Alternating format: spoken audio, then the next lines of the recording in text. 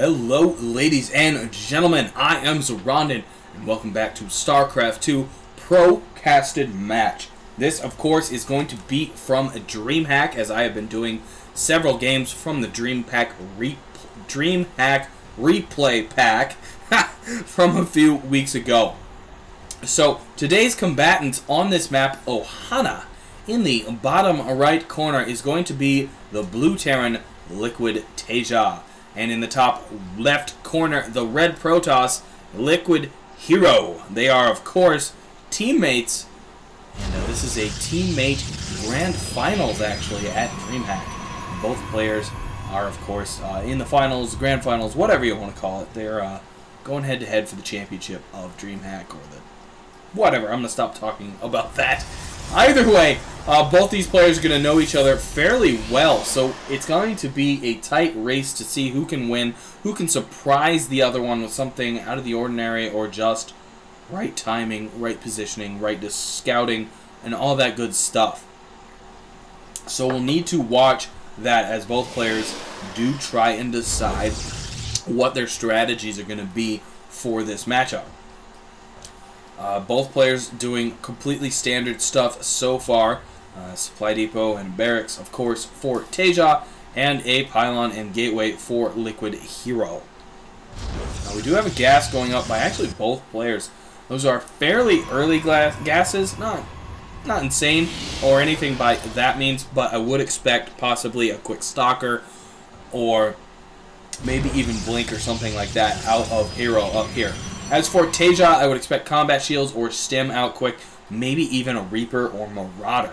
Gotta say, I would love to see a Reaper come out here. It's so rare to see those guys do anything in anywhere anymore, so it's always fun when one of those enters the fray, as it will be.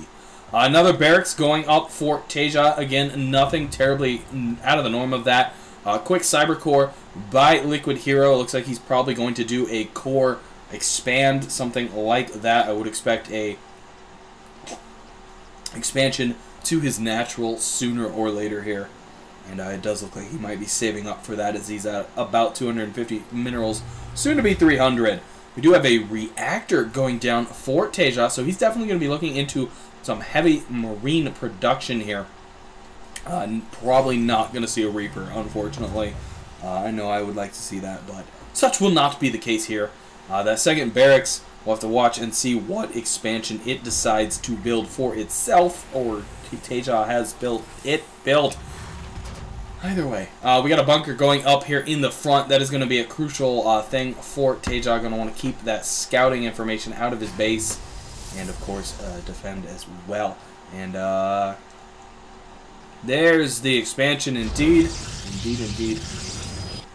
The bunker now up. I would expect a few Marines. There they go. And Tech Lab has gone down for this barracks. He's using it to build a Marauder, and he's also getting the STEM research. So we may be looking at a Marine Marauder ball. I haven't seen many of those lately. That would definitely be an interesting twist on, what we're used to these days, it seems, at least. Obviously, they're still a viable grouping and still do happen a lot, especially in the lower leagues. And factory going down as well. So, possibility of some tanks, or he may just be teching up to medevacs. Again, we'll need to keep an eye on that. Could be a bit of tricky play. A couple gateways coming out for Hero. Obviously going to want those. Warp gate is nearing completion as well. And he's in a somewhat comfortable position at the moment. However, this 4 Marine Marauder little ball here could be a considerable threat, honestly, to what is here for now. They're going to... a nice little split there to kill that probe. Why the heck not? Make sure it dies for sure. And, of course, that means LiquidHerO knows what's on the map. At least a small amount, because there's a good amount of Marines back here at the main base. Actually, it's only 6. But more on the way as well. And he's building a tech lab on his factory. And indeed, we're going to see tanks coming out here. And that was curious. Mule just in the middle of nowhere died. I wonder if it sat there its entire life. Either way, Quite a good little army actually here for TaeJa. I would expect he's waiting for a few tanks, and then he might roll out. Although he's getting a starport as well, so we should see some medevacs coming up as well. Hero grabbing some more gas, getting those on his natural, and we got a Templar, or a Twilight Council actually, coming up for LiquidHerO here. So we might be seeing some deeper tech in that tree, or maybe he just wants some Zealot legs or something. Again, stuff to watch, stuff to watch. And looks like Hero's units might have gone out here a little. Unfortunately, they would have found this.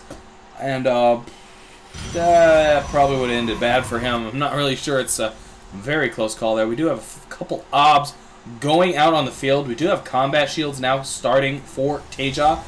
Also a medevac coming out as well. More obs. Oh, and check that out. Dark Shrine has gone down for LiquidHerO. And that could be crucial here. Check that LiquidTaeJa has not taken a natural. So he's only got one building capable of scans. And he, of course, is using all that energy on mules.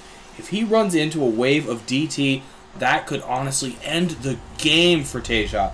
So he is coming in with a sizable force right now, but the obs knows right where he is. And in a few minutes, there's going to be DTs on the field.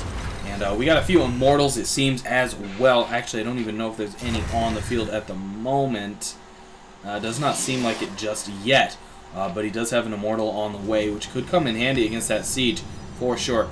Quite a few more Stalkers warping in to block that army off a little bit with the force field. A few shots go off. No real damage done yet. I would suspect TaeJa was trying to hold off for the siege. Combat shield has finished, so that is in. And it looks like he scanned and killed the obs, which unfortunately, a really bad decision considering Dark Templar are going to be coming in at any second now. And a nice double force field is going to block TaeJa off. He's going to be stuck at the bottom there. And that is a nice move by Hero. He wants to buy time for his DTs to warp in. And it looks like TaeJa, yes indeed, he's going to be elevatoring up his Marines. The question is, does he do all of them? Or is he happy with only a few? And actually, look at that. He's going to run in here, start pot-shotting, load up the Marines, trying to drag units into the siege line. Check this out. DT now on the field, going to work on the Marines, going down to check the observation, the scanning. He does not have enough energy to scan, and these DTs, there's 3 of them in there now, just going to work on Marines, going down like crazy. Siege Tank's doing a lot of damage, though. The Zealots are all gone. There's actually a few SCVs in there repairing each other. The Immortal goes down as well. A scan has finally gone down. The DTs are quickly... Oh, they did indeed get them all, and only 5 Stalkers remain. Another DT warping in, and he does survive. He is, of course, now cloaked that he's warped in, and there's not enough scan on there to ever come in, and TaeJa goes down because of the DTs. Holy cow. What a great little bargain there by LiquidHerO.